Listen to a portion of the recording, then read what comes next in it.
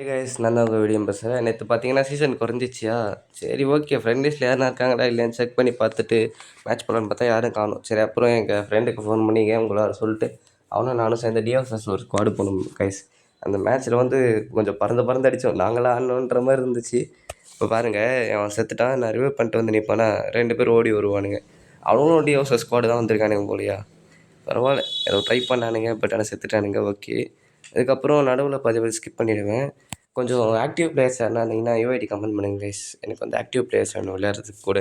யாருமே இல்லை. நாங்கள் டிஓஎஸ் ஸ்குவாட் வந்துட்டோம். இந்த மேட்ச் பார்த்தீங்கன்னா இங்கே ஒரு டிஓ இருக்குதா, இந்த ஸ்குவாட் அடிக்கணும்.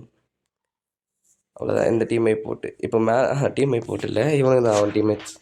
இப்போ தான் டீமை போட்டு அவ்வளோ டீமை போட்டு கைஸ். இப்போ பார்த்தீங்கன்னா கடைசி 3 பேர் இருக்கானுங்க.